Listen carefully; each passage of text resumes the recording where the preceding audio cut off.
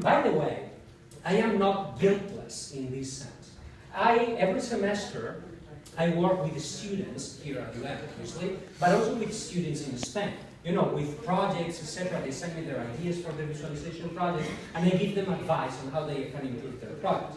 So I'm going to show you a project that a student of mine in Spain did a while ago, visualizing something very, very particular.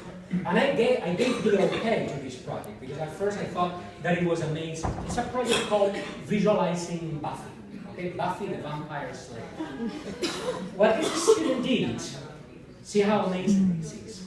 What this student did was basically to time how much time characters in Buffy the Vampire Slayer series spend on screen on every single episode. Okay, on every single episode. He get a chronometer, and he basically calculated how much time each character spends on screen on every chapter, on every episode of the show. You click on that and you will get a visualization of how each one of those characters, when each one of those characters show, when they show. You can filter here and see when Angel is on the screen. Don't ask me a lot about this series. I love Game of Thrones, but I have never watched Buffy the Vampire Slayer. I heard that it's great. So you can add more, you can get rid of some, etc. And take a look at what he did. Then you can click, there's some level of depth here.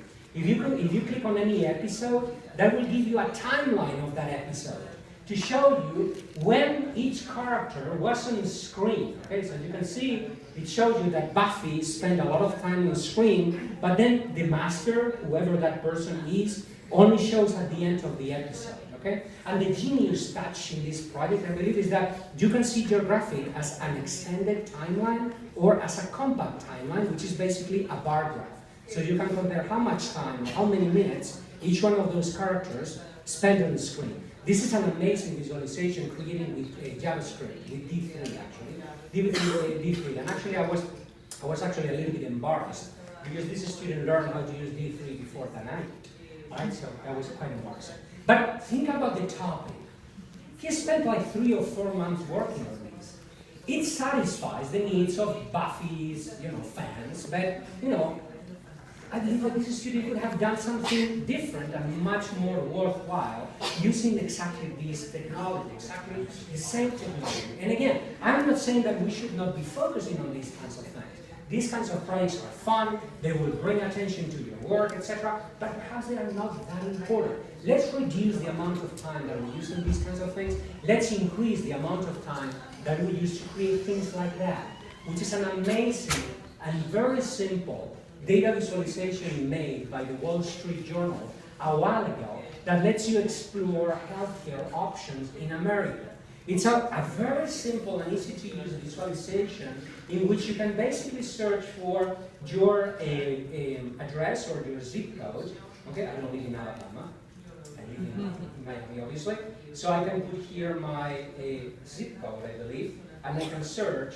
That's Miami-Dade, obviously. So it will show me how Miami-Dade compares in terms of healthcare options with other states, and then what options you have, what plans are offered in the area where I live, how much they cost, what the deductible is. All these terms will mean nothing if you're not from the US. I'm European, by the way. So they didn't mean anything to me a while ago. If you're planning to move to the US soon, those mean a lot. Those terms mean a lot. So pay attention to those. But the interesting thing is how well and how easily you can navigate the data. This is relevant and this is useful. We should think about how useful our tools are. And finally, my last point, which is related to all this. A while ago, I watched a lecture by a designer called Mike Montero, who works in San Francisco.